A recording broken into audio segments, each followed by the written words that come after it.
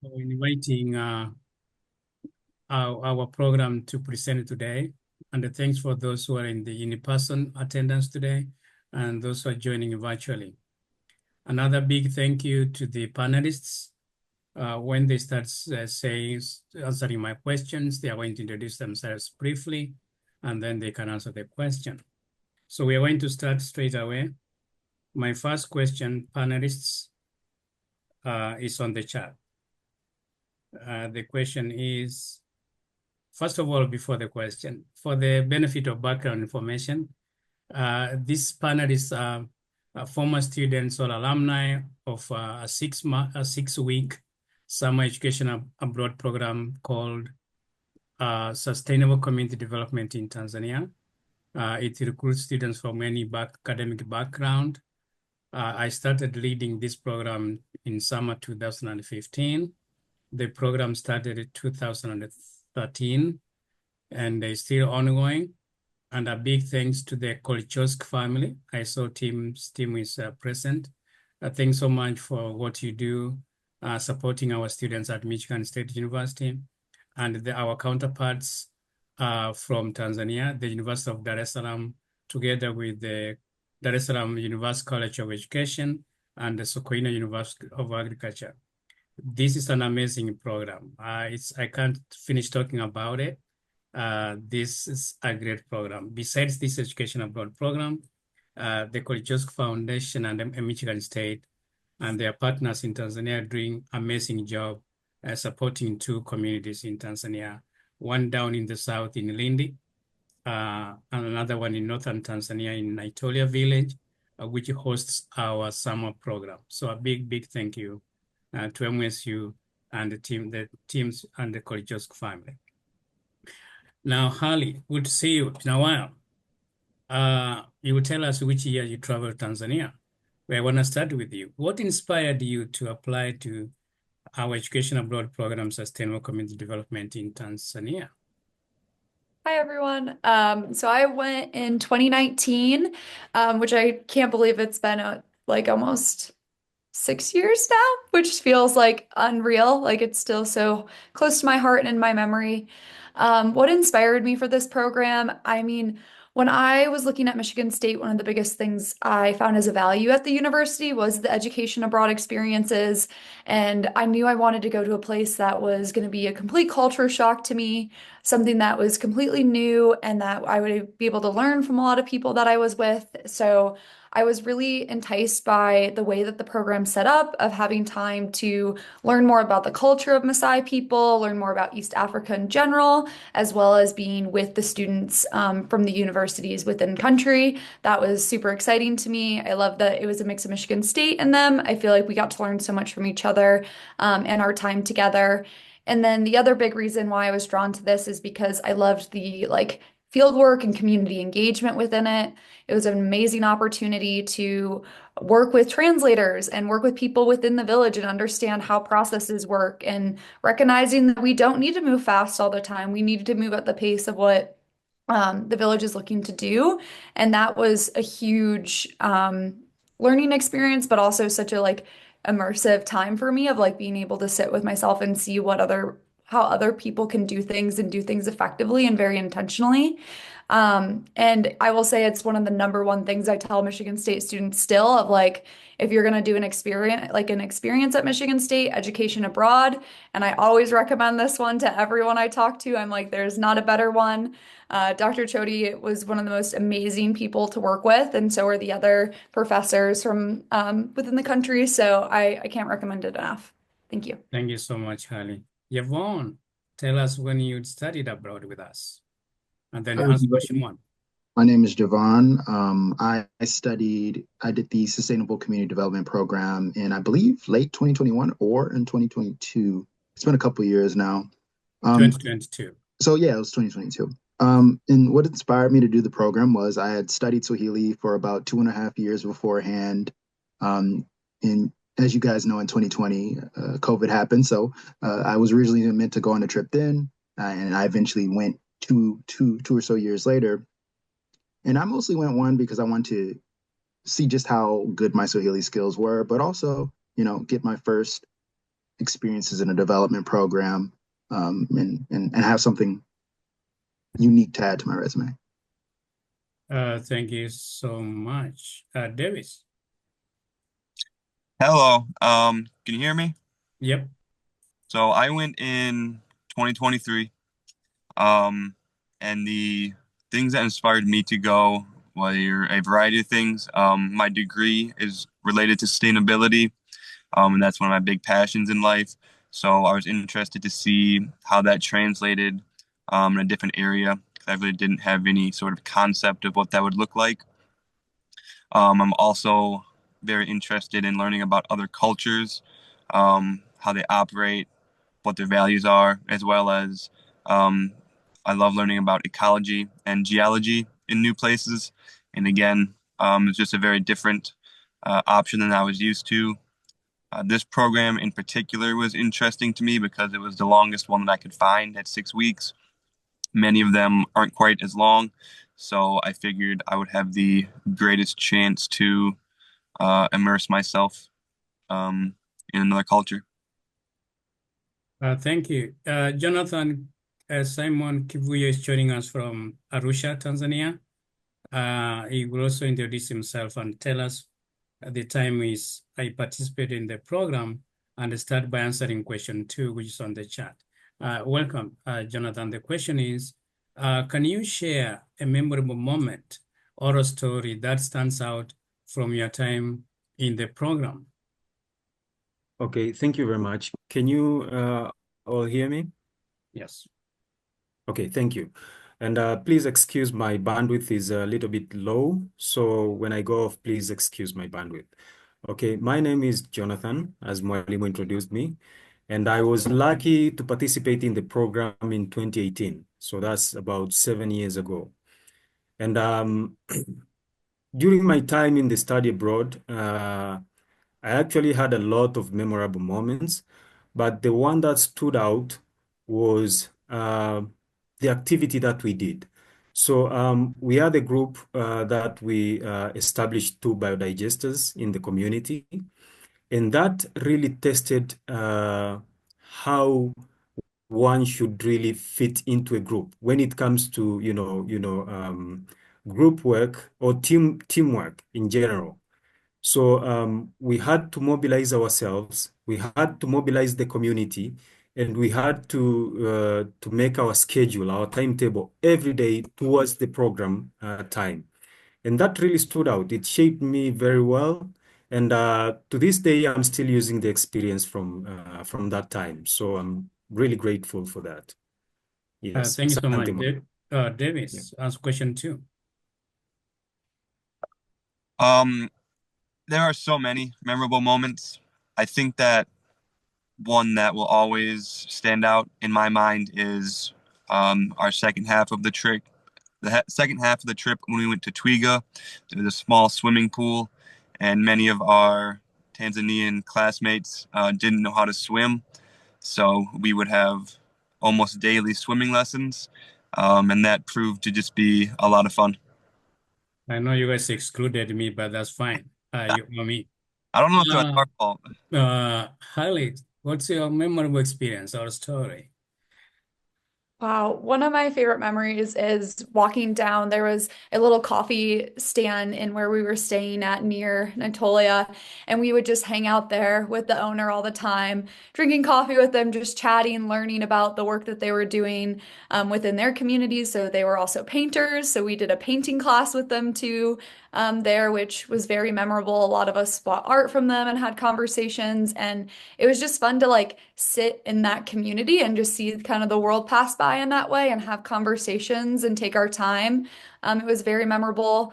Other memories is just the drive to and from the village. I just remember we would all jam out. It would be very fun. We'd hear about what each group did during that day, and it was just so cool to see what everyone was doing of like the education team and the livestock. And I was on the biogas team of learning about, the what you did, Jonathan, of the impacts of how useful it was for them and what made a difference in that community. So those were valuable. And all the meal times together, getting to have the food and conversations with everybody was really special. And I would have tea time with Dr. Chody and learn about his childhood and growing up in Kenya. And I mean, there's just so many ways to immerse yourself there, whether it's like when you're going at it of like being in the village or when you have downtime. There's so many ways to connect with others and learn more about yourself and the world. So I have so many memories, and they constantly come up in my heart and in my mind.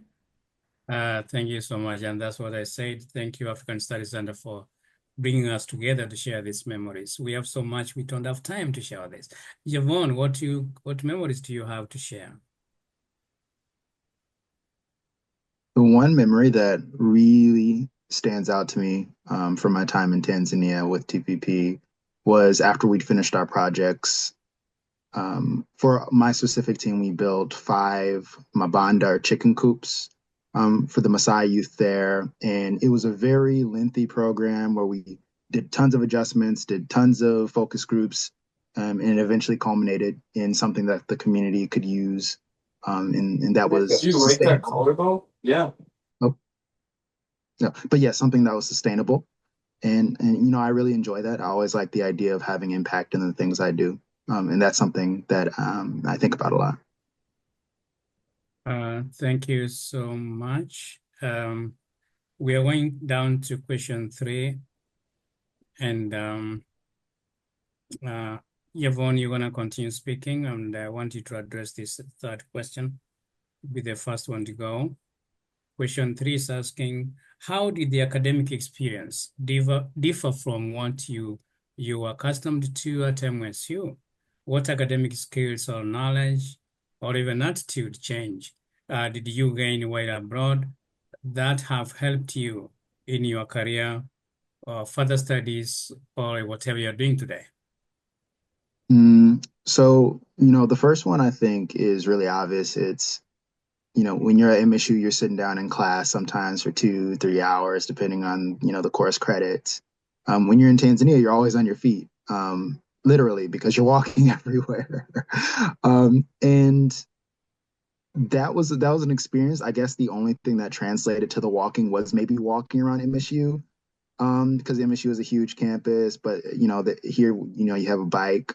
But I guess more seriously, and when it comes to academic knowledge and skills, I wouldn't say this is necessarily academic, but the importance of maintaining relationships and maintaining two-way relationships where you realize in the United States, you need other people, but not as much. In Tanzania, when you want to do things, you need other people. If you want to find good deals on things, you need other people. If you want to find even where the, you know, the good nyama choma is that won't make you sick is, you need other people to tell you. And that was one of the things that I picked up while I was there, but I also kind of had, but it was reinforced in Tanzania, and it was nice to be somewhere where that value was reciprocated, but also, you know, appreciated.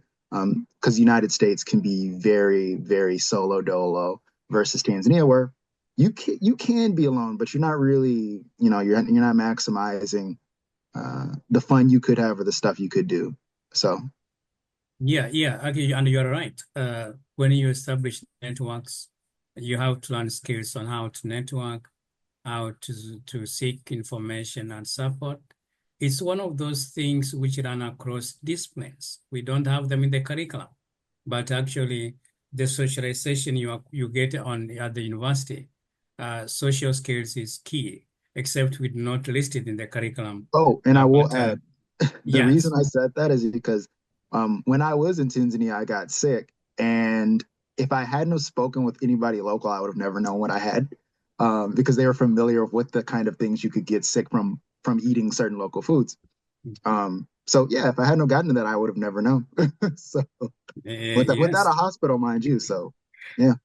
Okay, thank you so much. And Harley, what do you have to say about question 3, an academic takeaways?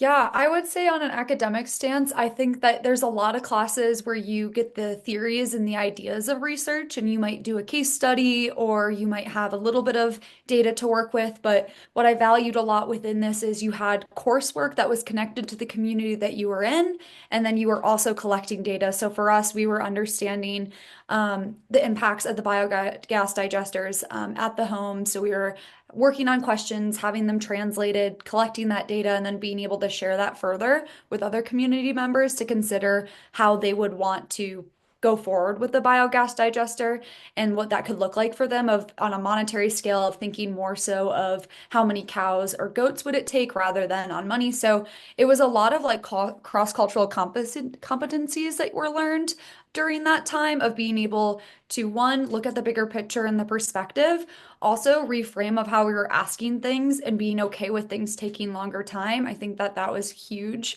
for me and something that I hold still today is you got to be patient for good things and intentionality, and they can show you in so many ways of what we're missing and what perspectives we can gain. And it can also give us time to build further relationships.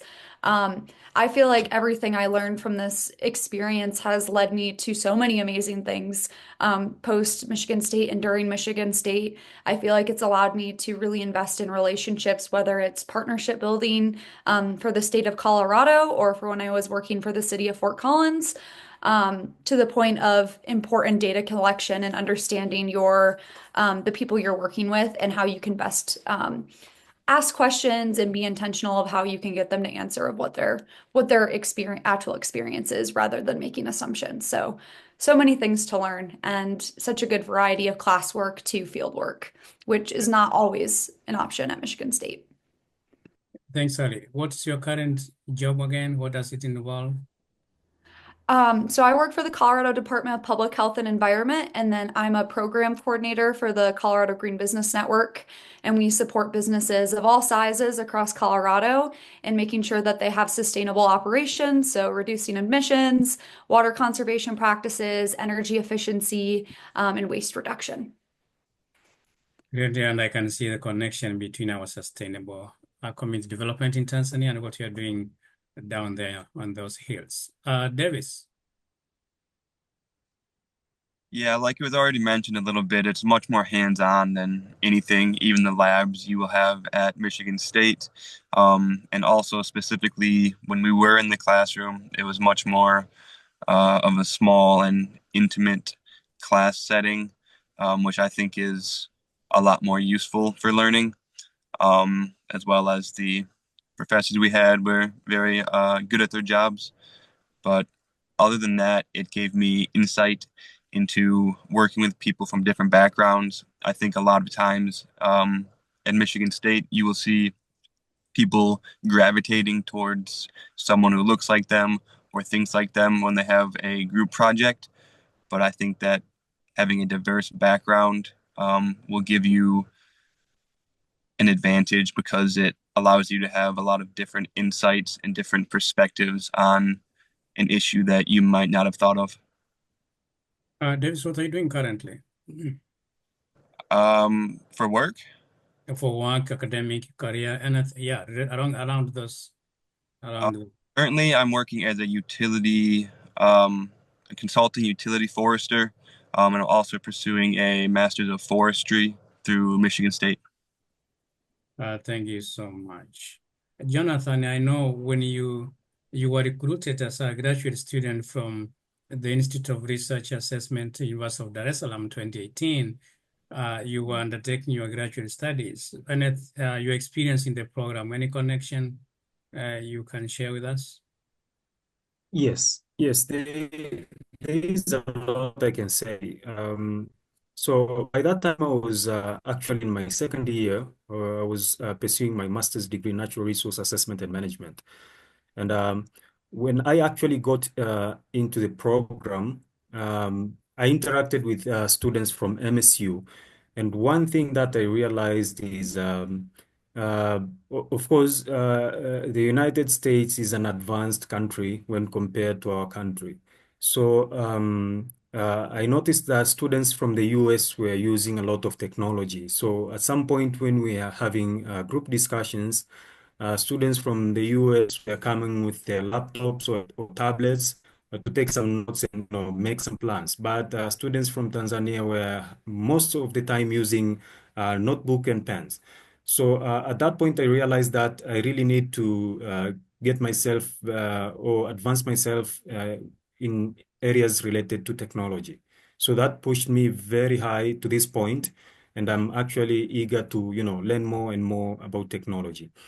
That's what really I can say. And another thing, the connection between what I was learning and the program is actually there is a very big connection because I have a background in ecology, wildlife science and conservation, and natural resource assessment and management. And Naitolia is one of the areas, one of many villages in Tanzania that the village is found in a very vibrant wildlife corridor. So there is a very big interaction between livelihood activities and wildlife interaction and things like that. So that was a great opportunity for me to learn more and get more insights on how livelihood activities can be impacted by interaction with wild animals and other things. So in short, that's what I can say. Thank you so much. We are moving down to question number 4. Yvonne, you're gonna start this question. This is focusing on when you get socialized from home, communities, college, your first jobs, we really focusing on developing you. You're the society and yourself. You are in collaboration to develop yourself, acquisition of skills, networking, and things like that. So Yvonne, in what ways did your time abroad in Tanzania impact your personal growth and development? What did you learn about yourself while living and studying in Tanzania for those 6 weeks? So the one thing I did learn was to preface, I grew up in the North. A lot of my family comes from the Southern United States, where a lot of them are farmers, but I grew up in Michigan. When I went to Tanzania, a good portion of the Tanzanian population is either farmers or has a lot of exposure to it, and they're landowners in general. It was really validating to be able to be around somewhere that wasn't quite the same, but had a lot of these same tendencies and familiarities that I was accustomed to, that I had kind of grown up in, as I was growing up in visiting family in the South. And it showed me that some of the things that I'd noticed about what bothered me about living in cities or living up north were actually fairly valid. Because when I eventually went to Dar es Salaam, I was able to have conversations with people who had moved from their rural area into the city, and they talked about some of the things that they are experiencing. And I was like, oh, wait, I think there's a lot of universal things that are going on between us here in the United States and in Tanzania. And it's hard to describe how that impacts you because it seems really subtle, but it allows you to feel more confident in yourself in the way that you go about engaging with the world, because you've been validated in a way that people around you may not have had the language to have. And the other thing I learned about myself is the interesting thing about being a Black American, and particularly an unambiguous one. It's interesting to be involved in the narratives of things, and this may sound odd, but how do I say this? In the United States, Black Americans have negative stereotypes associated with us. When I go to Tanzania or anywhere in East Africa, it's dead neutral. But also, just based off of how I look, people associate me with certain histories, and they're not all negative. And that was always a very bizarre thing to have, because people would just add me to the mix of things that I wasn't expecting. And it is very weird, but also not bad at all to be a participant, a full social participant. And that is incredibly hard to describe now. And I imagine only people who have either left their home country in Africa to live here, or people who are like me and have lived in East Africa for some time, will understand that odd phenomenon. So I hope that's descriptive, but that is one thing I definitely encountered, or two things. Yeah, in your response, you mentioned you went to Dar es Salaam. That Dar es Salaam was not part of our itinerary in the 6 weeks. How did you find yourself there? Did you sneak out of the program? Oh no, I totally snuck out. No, I didn't. I was a Bourne scholar. So after my program with TPP, I completed my tenure as a Bourne scholar. It's essentially similar to Fulbright. I lived in the country for a while, and um, How long did you stay after the program? 1.5 years, almost 2 years. I stayed for quite a bit of time. I lived in Arusha, and then I lived in Dar es Salaam. I had an apartment, a home, and everything. All right, that's for another day. Thanks Yeah, so much absolutely. for sharing that. So welcome, Aliyah. Aliyah just joined. She was running late. When she tells me she's ready, I will involve her. We are answering question 3, personal growth, personal development. That was from Javon. I got confused here. Harry, did you respond to that question 3? I responded to question 3. Are you referring to question 4? Personal development on the chat. Yep, the 4. I didn't respond to that. Do you want me to, or do you want? No, I want to go to Davis and Jonathan. Okay. Okay, thanks though. Davis, how did the program contribute to your personal growth and development? The biggest way I would say is it allowed me to have a better idea of leaving my expectations at the door. So you go into almost any experience um, with some sort of ideas about what you think might happen, and you have a lot of people around you saying this or that, different things. So just being able to go into things open-mindedly has been very useful. Allows me to pursue more things that maybe I wouldn't have otherwise. And then another way is, like I mentioned a little bit earlier, working with people who might not have the same background as you, as well as just working in a group setting was definitely bolstered through that experience. Davis, there was a rumor you went back after the program. Is that true? Can you confirm that? Yes, that's true. I think maybe 2.5 months after, I went and stayed for another 2 weeks with Tell some us, give us classmates. some detail about your second trip. Say again? Tell us a few details about your Sure. So second trip. I met with, I had plans to meet with one of my classmates, and basically I didn't know exactly what we were going to do.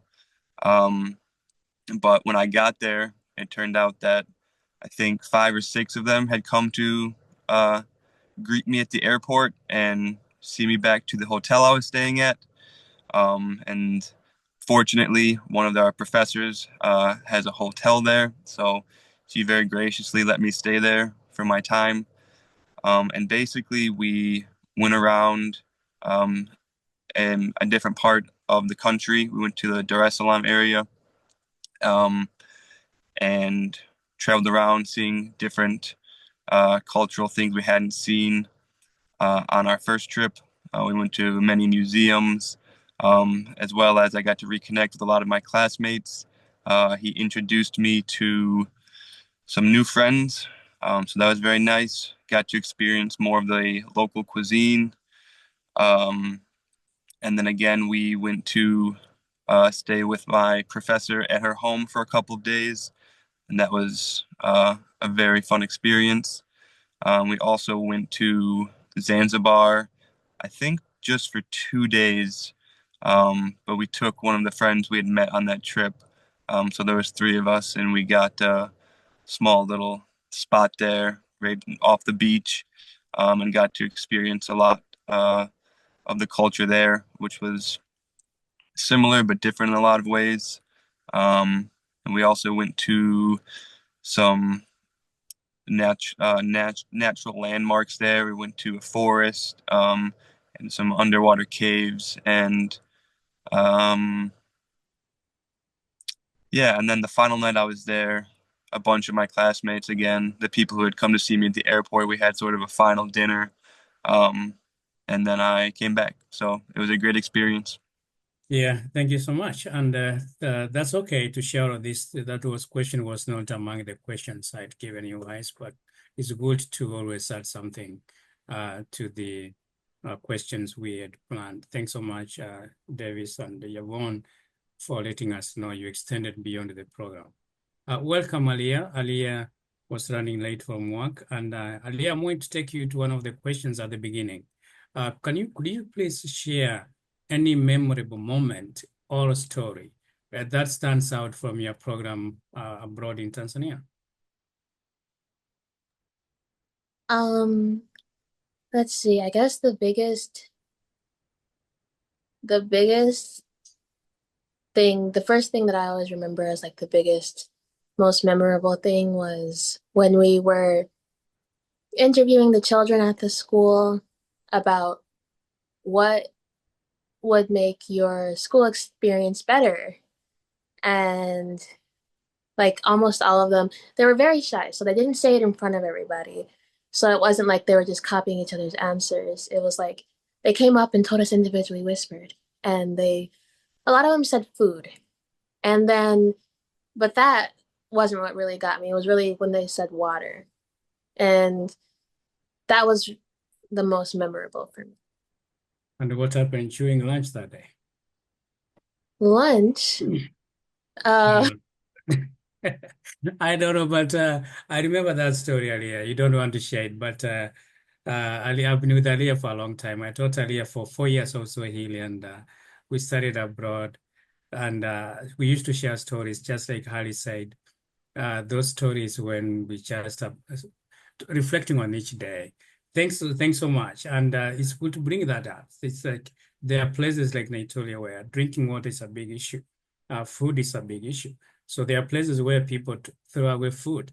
I wish they could know that that food can be very helpful in Naitolia. Let's move on with our questions, guys. Harry, do you want to share something extra or like you are? I'm going to question 4. Yeah, I would say my biggest, I mean, I feel like this was one of the biggest personal development growth opportunities that I had at Michigan State. I'd never really left North America before that, other than going to Canada and Mexico. So it was a huge travel experience overall, but it also taught me a lot about, the ups and downs of being away from home and the importance of having community and shared moments with your cohort. I really relied on a lot of people as places for joy and fun and also like sadness and allowing that to all be okay within it. And I think that's the beautiful thing about traveling is you get to feel all those feelings and get to be with others who may be experiencing them or experiencing them in different ways. So it was a really good time to build community and build relationships. And I still hold those today of being able to move forward with. So Davis, we are moving down to no, I think before you go to question 5, Jonathan, I know you host us in your country, but we are talking about personal growth, personal development through the experience of the study abroad program. Jonathan, do you want to share? Yes, Asante Mwalimu. So there are a lot I can say. When it comes to personal growth and development, I really do get, I can say, a special opportunity to have this cross-cultural interaction. So I have, students, a lot of students from MSU, they come into a country and participate in the program, but in the process, I learn a lot when it comes to cultural issues. But another one impactful thing that actually I took it with me from the program is actually, as I said when I was responding to the first question, is how you interact in your team. So one thing I learned that is when you're having a team and you are moving towards the same goal, solving a problem, you will always have, different ideas towards the solution. So that really shaped me into how do you get into the solution or solving something by harmonizing all the ideas from the team. So that is one of the great things that I picked from the program, and with addition, of course, to the cross-cultural learning and things like that. Yes. Thank you so much. Ali, is your speaker okay now? Is it working? Yes, at first, when I first logged in, I couldn't hear you guys. So I Oh, wasn't sure what you guys were saying. I was trying to figure that out, but I just switched it over to my phone and I can hear everything now. Mhm. Ali, I want to take you to question 4 when you came. I don't think you responded to question 4, did you? Personal growth and development through the program. Okay. Yeah, I haven't responded. So personal growth. I learned, I feel like I definitely grew a lot. Um, like I feel like I built lots of relationships with, all the people there, the other Tanzanian students, the workers at TCDC, the people in Naitolia, the students. Um, and it was my first time working in a classroom setting, period. And I feel like I gained a greater appreciation for teachers in general and seeing firsthand what it would be like to try and educate children or inform them without having a whole bunch of resources and stuff, and what it really is like to be without resources that I kind of take for granted, in the classroom per se. And just, I don't know, I feel like I grew in a way. The way I grew was like I learned more about how to work with communities. I got that hands-on experience. Um, I was able to feel helplessness. Like I can't, like knowing that something needs to be solved, but I can't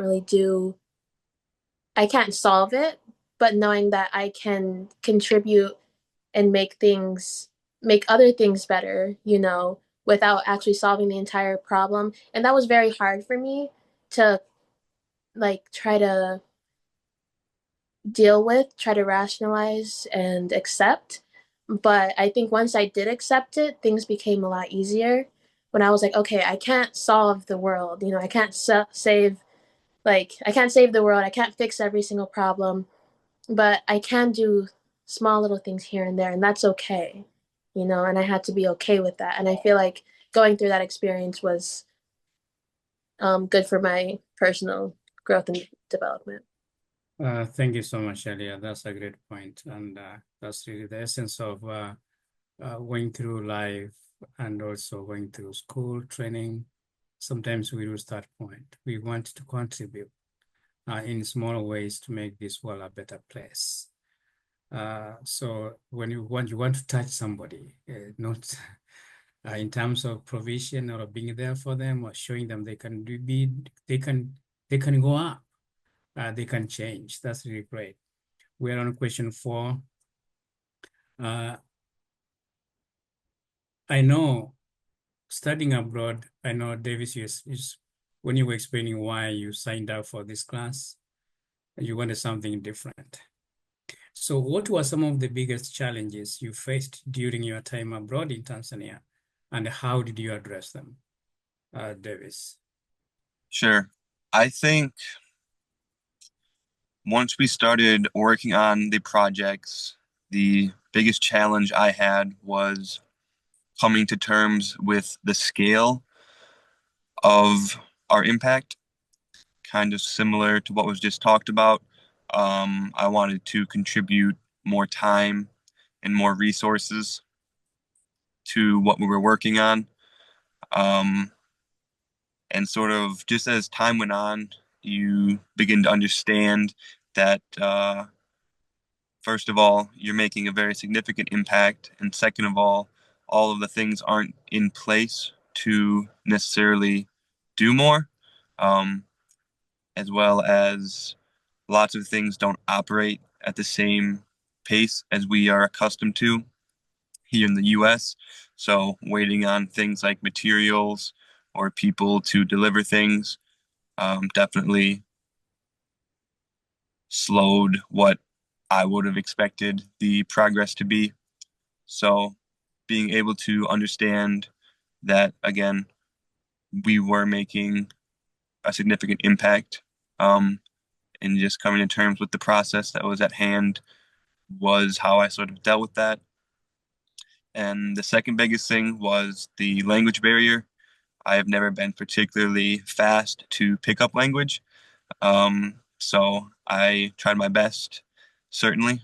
But the thing that was very helpful for that were our classmates. They were exceedingly prepared to help us and facilitate not only with the locals we were working with, but also maybe some of the staff or when we went out to the town, as well as working outside of class to try and introduce us to the language at a little bit faster rate. Thank you. Yvonne, we're talking about challenges you face and how you address them. Any specific ones? So there's two. The first would be the heat. That was a huge adjustment, and there's no way to address it. The heat addresses you. So that was really rough to get around, but I adjusted in my time there. And then the other one would have to be, it was kind of similar to Davis, cross-cultural communication, but also food. East Africans have a very specific palate, and they have all of the things that I would use to make my own cultural foods, but they don't make them. And that was one that was really big for me, identifying things that I could eat, or that I could like to eat. But also another one was facial expressions. East Africans don't make as many facial expressions as West Africans or even Black Americans. And that's a really niche thing to describe. As Black Americans, we make a lot of facial expressions. We have a lot of silent communication that we do, and it's understood. Tanzanians have zero of it, and I'd catch myself all the time. Comparatively, they have zero. I see Aaliyah shaking her head. And I'd catch myself all the time making very contextual looks, facial expressions, or movements with my face, and people would be like, "What are you doing?" I remember being asked like, "Oh, what are you doing? Why are you making that face?" I'm like, "What do you mean?" And that is when it clicked with me. I was like, "Oh, I have to find a new way to communicate subtly about things or show exaggeration." So, Can you share a facial expression and tell us the meaning in your culture? um, Communicate to so, Aliyah. Can you communicate to Aliyah using facial expression? so it's like if Mwalimu were to say something like a bad joke that we didn't find funny, but we were humoring him, we'd laugh, but we'd look at each other like, mm-mm. Yeah. So, and that's a simple one. But when I was in Tanzania, that wasn't one. When things would happen like that, I'd be looking for people to do that look. And it's a different look that they do. I mean, you could say it's similar, but it gets more and more complex from there. I never realized how cultural facial expressions were associated with certain contexts until I was in Tanzania. And they just Yes. didn't have them. So, Yeah, that's great. Actually, that was like, so what is the point there? What is the lesson from there? Is like, of course, as we have said before, we don't want people to be homogeneous. The whole planet is big. And we want those variations to show up in different forms, in different contexts. And even within Tanzania, there will be variations depending on what you're talking about. I didn't even realize that. But one time, by the way, 2016, we had a team come together to present their project the first few weeks. And the MSc student was speaking. And then when she gave an example from the interviews they conducted in Naitolia, the Tanzanian students burst laughing. And then this MSU student who was presenting stopped presenting. She was like, why are you laughing? She had to be emotional. I had to take her out to cool down. She cried. It's like that cultural miscommunication. Nobody can prepare you for that. And that's really a teaching moment right there. So it's good to hear some of these examples. Harley, did you answer this question about challenges and how you address them? I have not. So I'm agreeing a lot with the cross-cultural communication was definitely the biggest challenge overall, but we were so fortunate of being able to have conversations about it of like, what does translating look like? You need to look like when you are talking in English, look at the person you're addressing, not the translator. Like they're communicating that to them. Like that was a huge learning curve of being able to follow that and understanding the respect that's needed with that. And it was so worth it. It was hard, but it was so worth it. And I think we all really came together during that time when we were going through it. I would say another big challenge for me was I got super sick and I had to not be in the village for 2 of the days. And it was heartbreaking because it was some of the biggest days of community coming together and building a keyhole garden and talking about how to use um, the like leftovers coming out of the biogas digester to put on the keyhole garden. And I was super excited about the planning process with that with my team and like getting to see that all come together. And it was really heartbreaking to not be able to be there for that. And it was really sad for me and it still is sad for me, but I am fortunate that my team told me all about it, shared pictures and all that good stuff. And the medical facility that I went to was great. It was very easy. Everything was very quick. I felt better very quickly. So like overall, like I know people get nervous about getting sick, but I was very well taken care of. Um, the Tanzanian student who I was staying with was so sweet to me when I was feeling horrible. She was so helpful, being like, "Oh, I'll go get somebody I'll help with this way," and like just constantly being there of support. So while these are some of the biggest challenges, they also were learning moments and um, allowed for me to see the full experience for what it is of like you're gonna have hard days, and that's part of the process, and you learn a lot from that, and you're in good hands in this program. Everyone's there to support you. Yeah, thank you. Jonathan, I know you will come to your country, your community, but we also bring you American culture with us. So any experience working with our students when you were in 2018, when you were in the program? Mm, to be honest, I can say all of the interaction, though they were, from different cultures, they went very well, I can say. And I actually learned how to interact, with students and people from, other cultures. Because I remember in our group, we had 3 students from the US and one student was from Bolivia. So we had this some sort of cocktail of interaction that I can say that it went very well. And another thing, when it comes to challenges, one good thing that I have learned then in 2018 that actually gave me some good experience is how to manage the expectations. I think you know this, Mualim. Sometimes you plan for activities, you go, you agree with all the team, and maybe the next day you go to the community. Maybe one of the community member who is responsible for constructing a chicken coop is not there, or he has not prepared all the materials. So you have to manage all those expectations, see what you can do with the time you have, and run everything smoothly towards the end of the day. So these are the things that I have learned throughout the process from 2018, and how to manage your expectations and how to handle the unexpected, situations when you are planning for your activities. Yeah, thank you so much. Aliyah, we are moving down to question 6.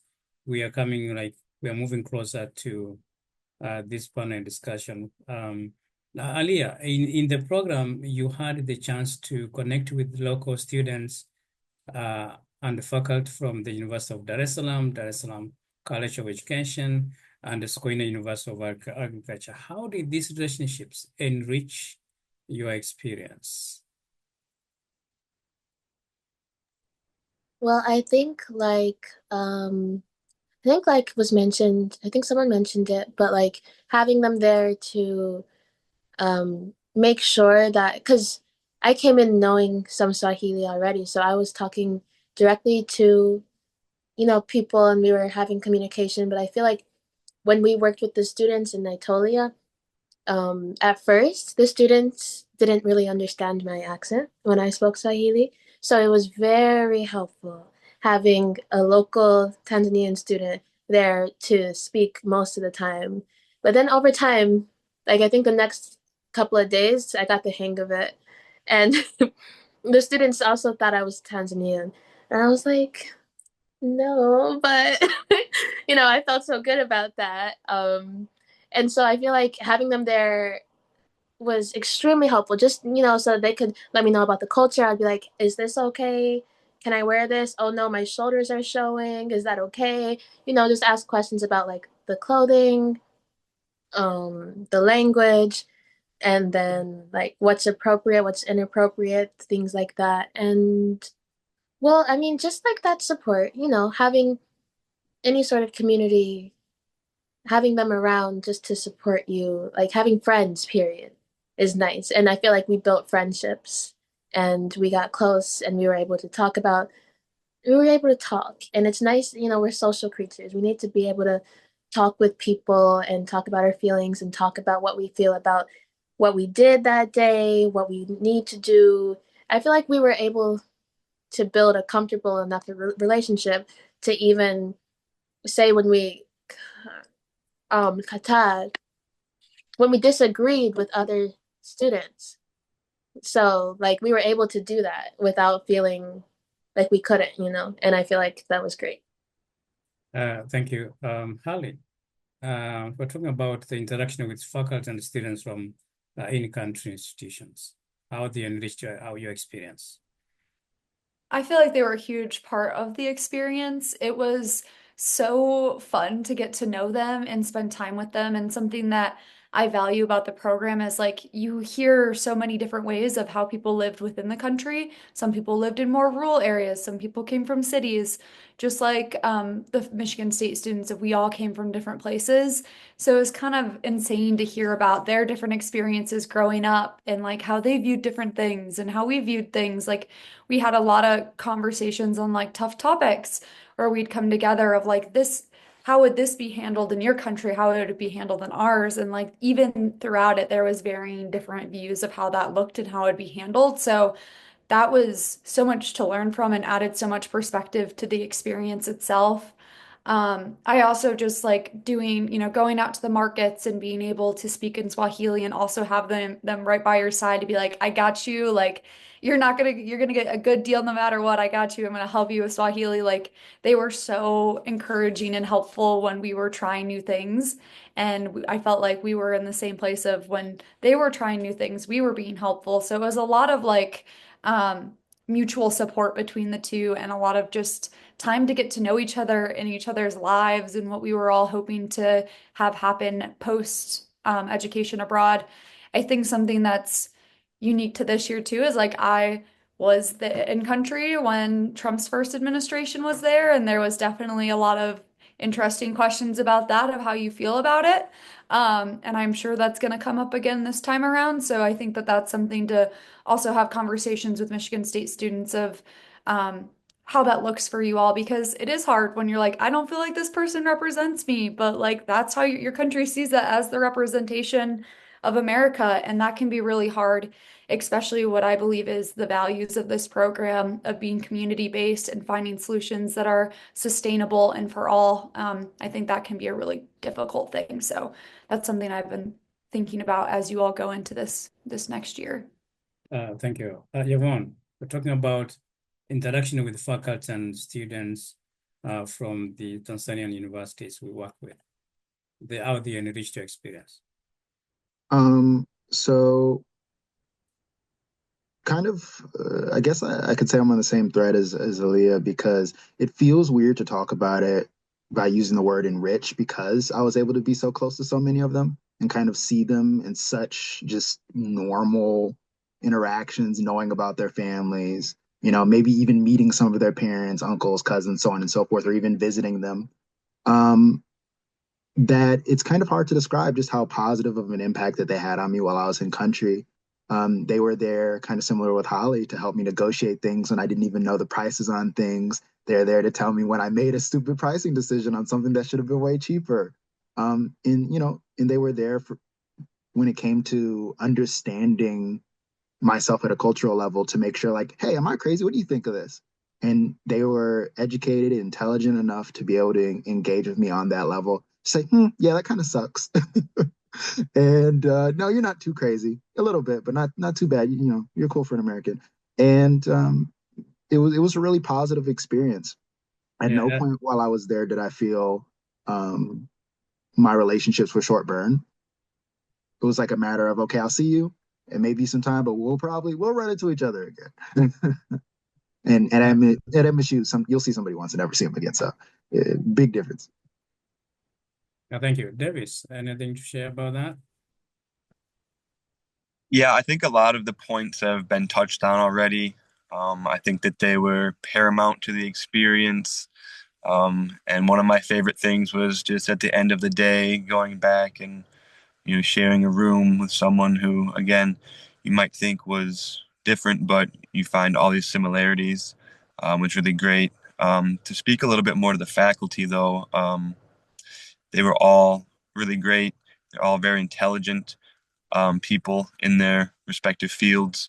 Um, Even the ones at TCDC who were teaching us language, very helpful. If you ever had any problems or any issues, they were very prepared to help you solve that. They kept you very informed, up to date on what was happening. And again, they were extremely paramount to the experience. Yeah, thank you so much. We are going to our second last question. We are going to sum up. This question is asking, let me see. Oh, I had not shared that question and I forgot, but we have answered it anyway. Question 7 is asking you, continue speaking to us, Davis. If you could give one piece of advice to a student who is hesitant about going abroad, what would it be like? What sources of preparations were most helpful to you before, during, and after the program? Davis. I touched on it a little bit earlier, but to reiterate, leave your expectations at the door. Um, don't necessarily take what people tell you as the truth. It's very useful to go out and experience it for yourself. And I think a lot of people, when they are preparing for something like this, it's easy to think about all the things that can go wrong. I found it useful to think about the things that could go right, even if that's something that you might not be able to understand or perceive yet. Um, I think if you are having trouble or worries about it, doing research on the area, about maybe cultural norms, maybe about what things you might be exposed to in terms of pests or bacterias or maybe medications you need to take with you can be very helpful for people who are a little bit more worrisome. Um, and then furthermore, communicating with the program director, making sure that you understand all the expectations, anything you might have missed. I know that packing is a point of contention for a lot of people, making sure you have all the uh, clothes or shoes or otherwise equipment that you might need. And then during the program, I would mostly say try to just be fully immersed in it.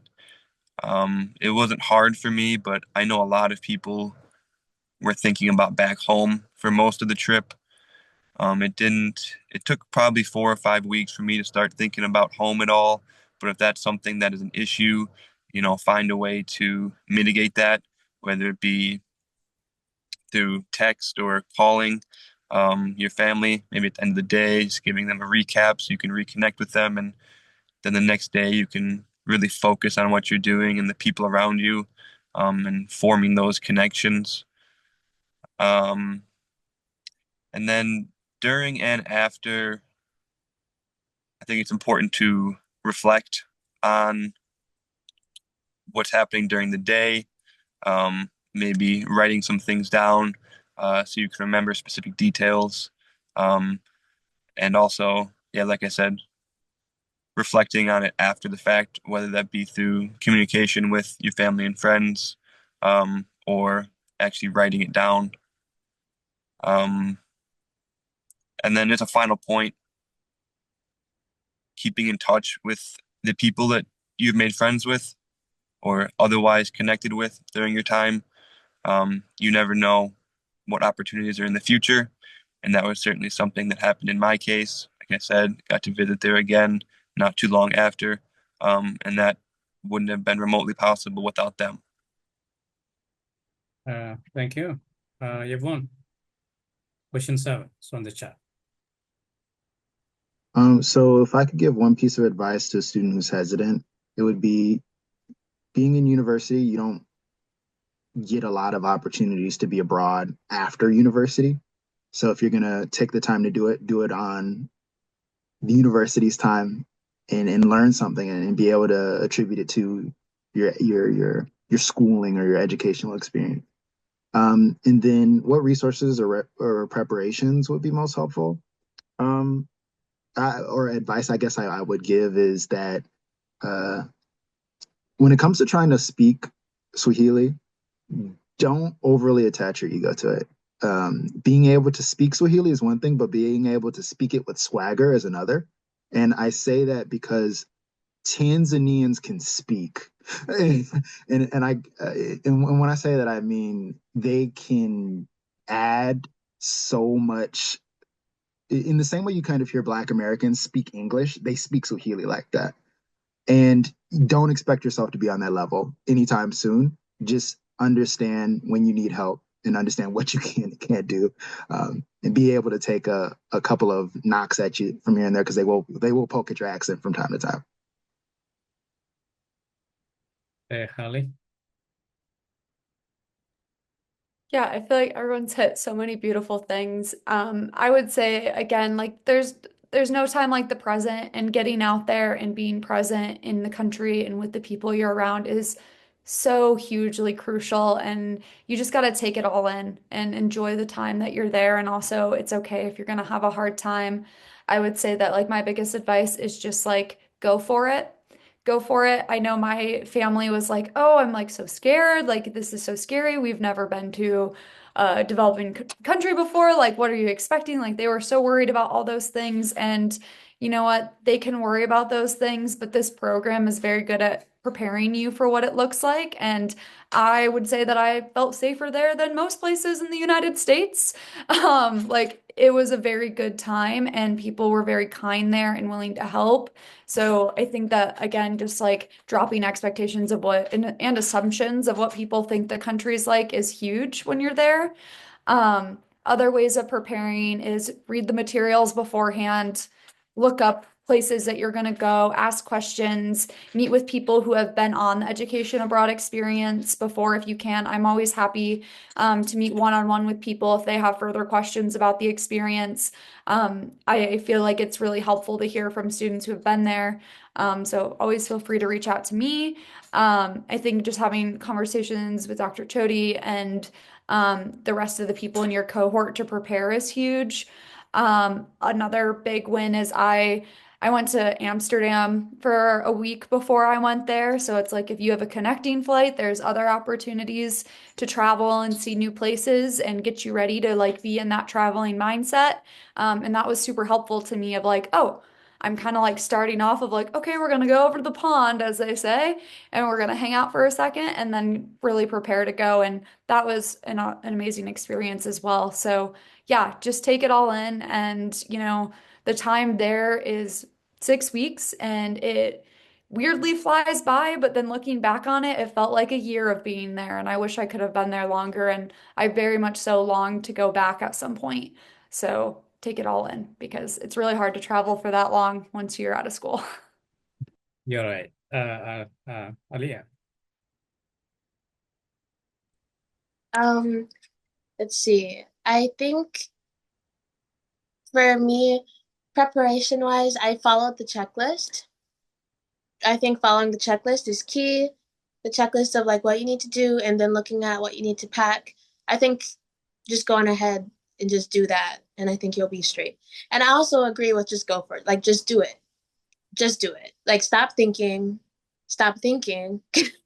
and just do it, because it's really, it's like, it's really, like, I don't have words for it. Like, it's just like, you have to do it. You have to do it. It's just that, it's that good, amazing, awesome, wonderful, life-changing, important. Like, and maybe for people, like, I'm trying to think of reasons why someone might be hesitant to try and give them advice for that. Um, maybe because family pressure, they're scared. Well, everyone in Tanzania is like family.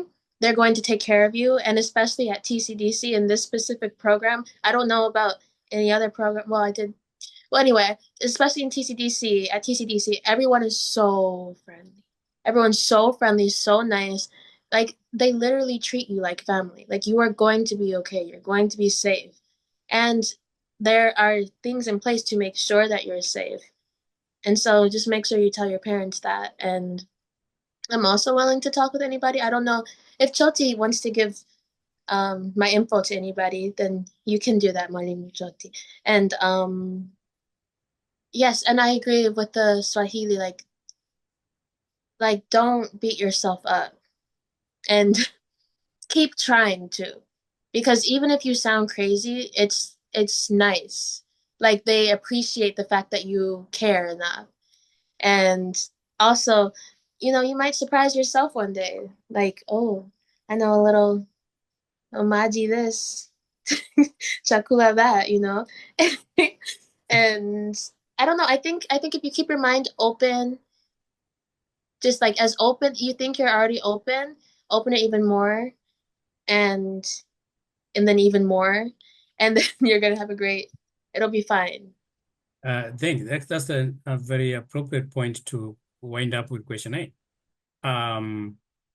In what ways has your study abroad experience shaped your worldview or influenced your perspective on global issues? This is a very important question because regardless of your academic background, when we bring program to MSU on Africa, I teach classes on Africa, Swahili, IH, focusing on African cultures, languages, and literature, or gender and sexuality in Kenya or in Africa. So all of these things is like, oh, can we bring the world to MSU? But when you travel to study in those regions, you will get immersed in the program. So, Yvonne, in what ways has the program shape your worldview or influence your perspective on the global issues? So I think my experience in Tanzania, the main thing it did was kind of readjust my sense of where I'm grounded. Because of the stuff and the relationships I've largely built in Tanzania, I will likely be able to attach it to my career. I'll likely have development projects to continue well into my 30s. I mean, I could probably even live there if the legal situation permitted it. And that is something that is really invaluable to me, but also just having that network. I have people who I met in Tanzania who live in Uganda. And I can go to Uganda and have a place to stay. I have people in Kenya. I have a place to stay. And that's something that's really nice to have, especially given before I went to Tanzania, I was traveling through Europe, and I can't say the same for Europe. I visited Italy. I can't say the same for Italy, and Italians were very welcoming people. So I guess it doesn't address the question is directly, but I will say one big thing is I'm more globally minded as it relates to politics, especially as it relates to cross-cultural conflicts. I know Black Americans, Kenyans, Ghanaians, Senegalese, everyone fights on social media. And I find myself able to sit down with a lot of other educated people from these groups and be like, wow, now that we know each other, these arguments sound really stupid. And that's something that's really funny to have. When someone's like, oh, well, that what they're saying is wrong because you told me A, B, and C, and I can say vice versa. And I guess that's a nice moment between it. So yeah. Yeah, thanks, Davis. Yeah, I think it made me much more aware in a variety of ways. I think one of my biggest takeaways was both abroad and domestically. Um, you have to keep in mind cultural norms and understand that what we might call the quote unquote correct way to do things might not be suitable for that area, that ecology, that culture, etc. Um, and a lot of times it can do more harm than good, and cause more distrust down the road. So it's very important to do your research and understand these things before you go in and think you're just going to be, again, quote unquote, benefiting a group, when maybe they don't want to change what they're doing, or maybe they don't agree with your ideas of change. Um, and then, like I touched on earlier, the perspective or the idea that what you hear about a place might not exactly represent what it actually is. So it's worth going and finding out yourself, a lot of times. Yeah, thank you. Jonathan, I know you studied abroad in Tanzania and you are in Tanzania. Yeah, but we brought Michigan to, or US, Michigan State students and faculty to your country. How did the interaction you had in 2018 with the MSU team influence your perspectives of global issues? Oh, okay. So, one thing I can say very straight is that uh, approaching to challenges, geographically located challenges, like maybe the challenges that we have in Naitolia, do require extra eyes out of Naitolia and even out of Tanzania. That's why we are having all this setting now. Um, in one way or another, almost all of us here are involved in Naitolia, or in one way or another have been involved in Naitolia in the past. And this solidifies my point that at this point now, I really do respect and appreciate an extra eye out of Tanzania, out of Naitolia, and out of Tanzania. I do believe that a group of people like how we are now, we can come up with different ideas and approaches into how we could, solve challenges and move towards sustainable community development. So at this point now, I'm willing to interact with other people from other cultures and learn how they approach to challenges, how they address their challenges in their geographical location, and how I could use some of their approaches to solve challenges to where I am or in Naitolia in particular. That's what I can say, Mwalimu. Thank you, Alia. Um, okay. I I had so many thoughts, and then you called my name and they kind of just disappeared. Wait, in what ways have I can come back. Bring them back. wait, no, because then I'll forget them again. Okay, in what ways has your study abroad experience shaped your worldview? Okay, so I feel like I was able to realize just how much privilege Americans have in other countries. Like not like being an American in America, but like I felt so like I felt like we were placed here and like Tanzanians are here and then like they themselves would put us higher. Like they would treat us so well, and it kind of upset me sometimes. Like one time, can I share a Yeah, story? yeah, that's fine. Yeah. So one time I went to the bank with a Tanzanian friend, or the ATM, my bad, and I was trying to get money out, and I got confused, so I asked him to come over to help me out. And then so he comes in and helps me out, and then he leaves, and then the security guy comes over and starts like basically cussing him out, like going off on him about how he can't go in there with me, this, that, and the other, and he doesn't look at me at all. Like he's just looking at him and he doesn't look at me, doesn't address me at all. And I'm like, wait, no, I'm sorry, but he doesn't even look at me. And I don't know if that was because I was American or if because I was a woman. But I did notice that when um there was a Wazungu or Mzungu and a Tanzanian when she was white. He didn't do that because she had just went before me, but he went and told the guy I was with that he couldn't come to the ATM, and he was, the guy I was with was Tanzanian too, and so I'm like that was an obvious difference, and it was kind of upsetting to see that in Tanzania. And then I also just noticed like slight little things where they're just like, oh, American, and they just like automatically just start treating you better. And so seeing that, I was like, I also felt like, okay. And they always say, oh, if anything happens abroad, go to the American embassy. And I'm like, and I was also told that no one would try to steal from an American, say they said this, but I was also told that they would try to steal, but I was also told that they wouldn't because the police would get mad at the person that stole because they're influencing the money that's coming in. Basically, like they're not supposed to mess with Americans because like they're messing with tourists and they're messing with the economy or whatever. That's what another Tanzanian told me. I'm not sure exactly just how true that is, but like that kind of just like changed my perspective and thinking about just like that changed my perspective a bit. And like global issues, I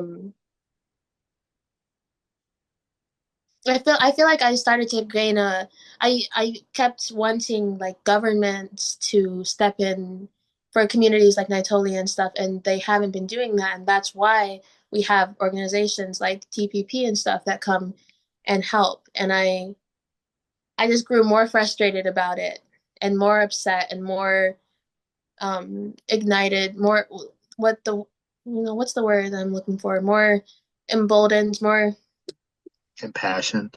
impassioned about the issue. I feel like that's how it changed my perspective. Lastly, Holly, about question 8. Yeah, I feel like we have to have a global perspective and different perspectives at the table because there's no right and wrong ways to do things. American exceptionalism likes to think there's a right and wrong way, but I think there's so many ways that communities can come together and make change in our world. And I believe that different perspectives and conflict is not a bad thing. We have to learn, we have to disagree, we have to make change together, or it's not going to happen.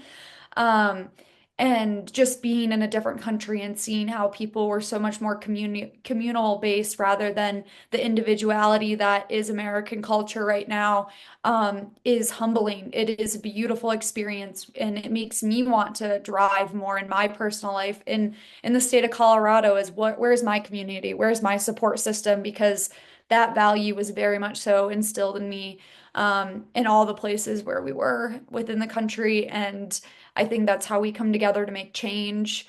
Because people are different than you or have different values, morals, whatever it is, doesn't make them bad people. They're allowed to have their own perspective.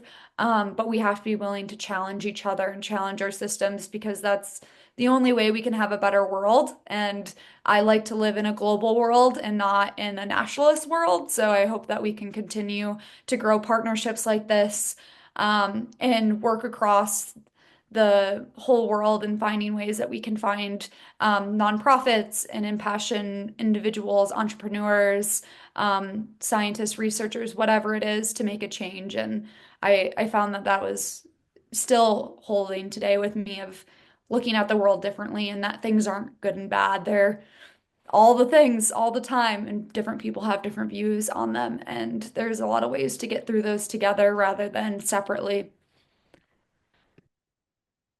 Thank you so much, panelists, Holly, Davis, Jonathan, Javon, and Elia. And thanks to African Studies Center and MSU for inviting us. It's very good. I feel excited to reconnect with my Education Abroad alumni. I wish I could have a homecoming of from 2015 up to this time when I'm almost getting tired. But I enjoy the experience, guys. I know you know that. We are still moving on. Abby, that's the end of our presentation. Thanks, everyone. I give the floor back to the African Studies Center. Thanks so much. Awesome. Thank you so much, Dr. Choti. Yeah, I've definitely enjoyed the stories. I was definitely not complaining about, I'm actually from Kenya, and Javon was talking about the heat. And I was like, yeah, I don't like Michigan weather. It literally snowed today and now. Nairobi is cold. Nairobi is cold though. Oh, really? Comparatively to Dar es Salaam, Nairobi is cold. I wore a coat there. Okay. Yeah, but yeah, it's not much for Michigan. That's for sure. Yeah. So yeah, it was nice having you. Nice talking to you all. This is actually my last African Tea Time. So it's been wonderful running this program this year. And thank you again, Dr. Choti and Dr. Choti, Dr. Damaris Choti, also for helping me run this program efficiently. So that brings us to the end of today's Tea Time. Again, thank you for joining us. And do we have any questions? yeah, Abby, sorry, do we have any comments? I know there is team in the audience. There's Damaris. I saw Yes. Kwame, who are sharing TPP and this program. Maybe take it to Damaris, then we can give us direction. And there could be some question from the audience. Yeah. Or So, a comment. It should be welcome. of Before we course. finish. Yes, I think we'll take questions.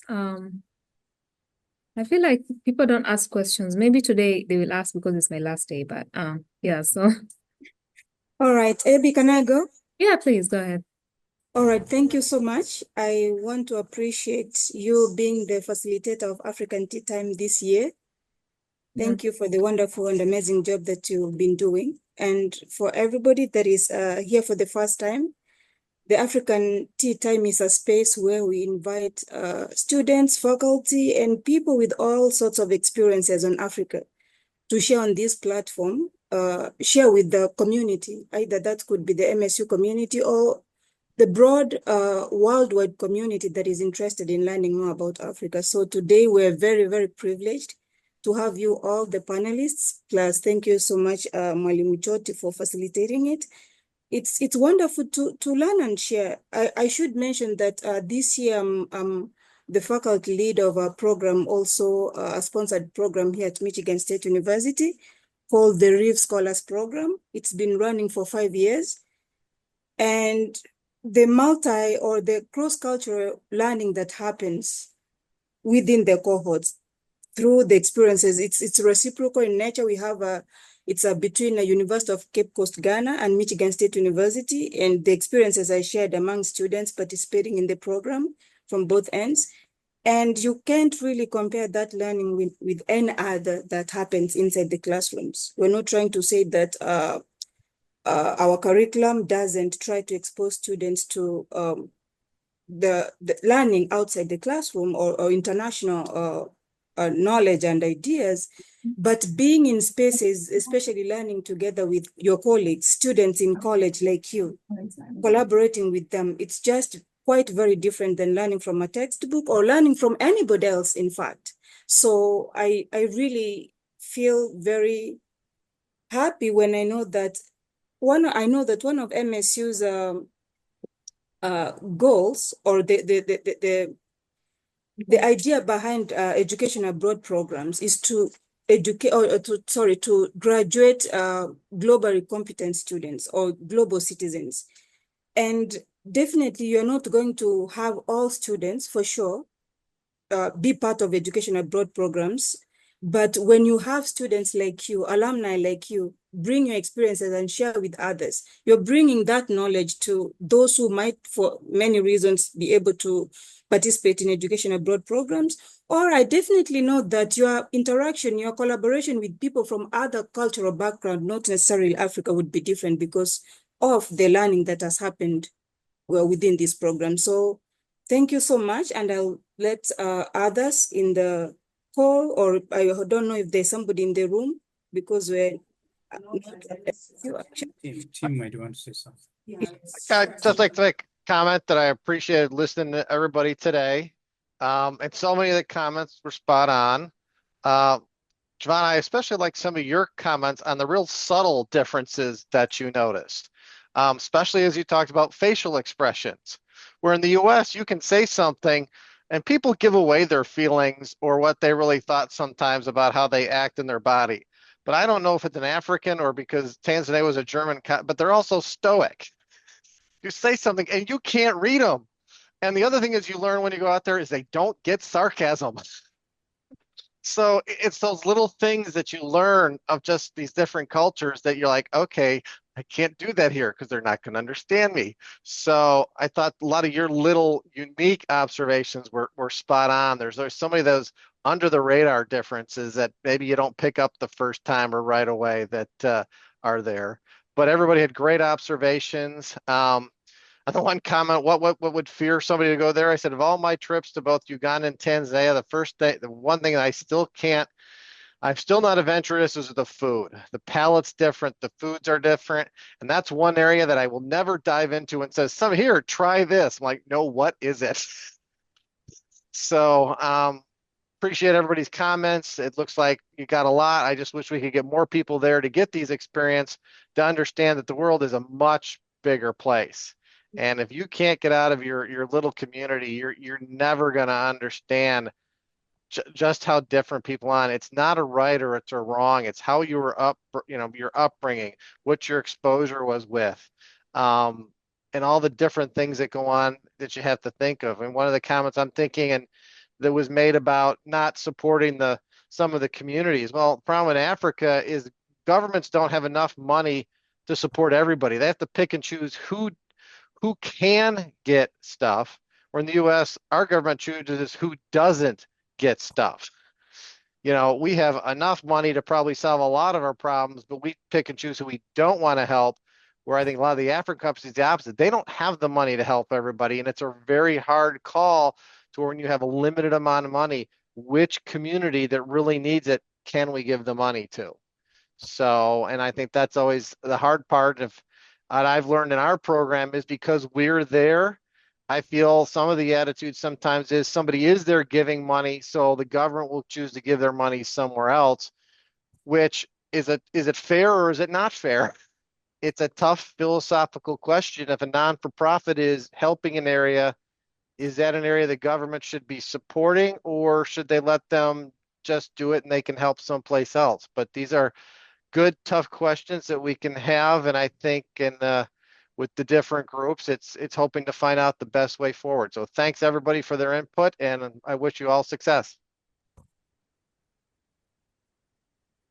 Okay, well.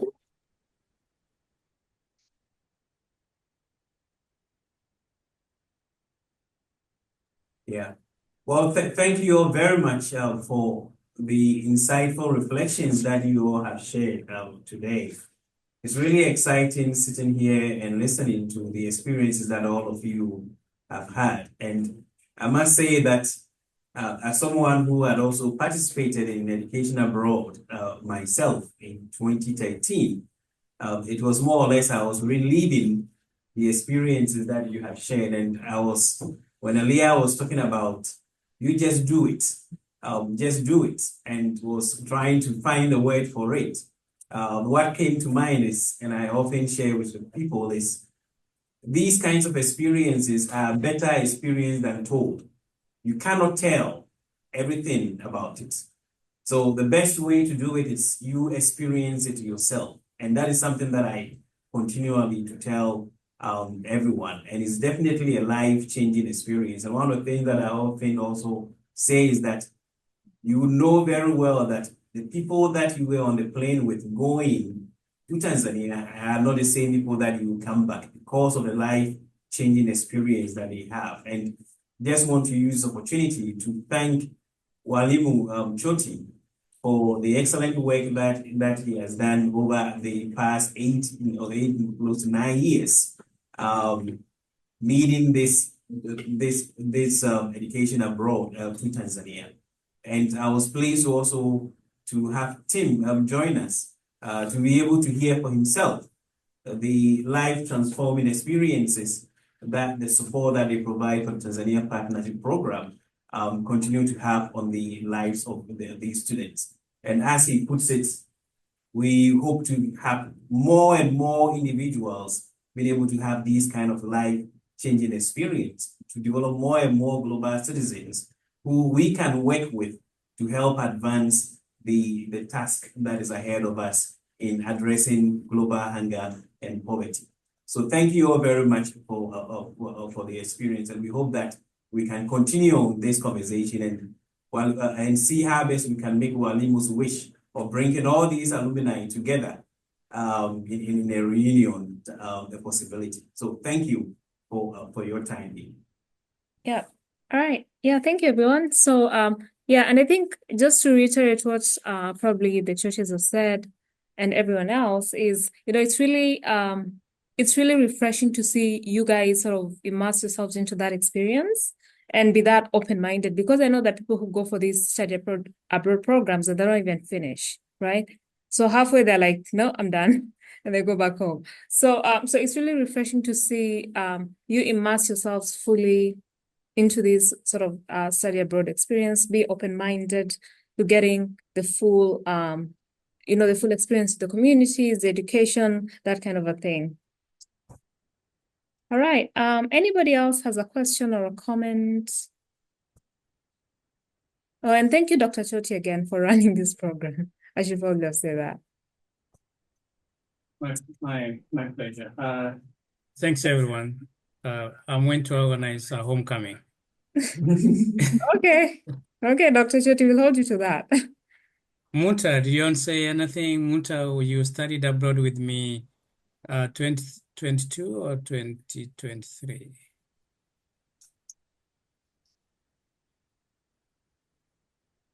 You're muted, Muta. I'm sorry, Dr. Choti, I just got in the hotel. No, it has been wonderful, really, to get to know you, Dr. Choti, and the passion you have for international development and international education. I really enjoyed my experience. I could tell from the people that I was with, the experiences that they had really resonate with mine. I did not have a lot to say, but I just thank you, and I just wanted to thank you and thank the support of the program and TPP for this initiative.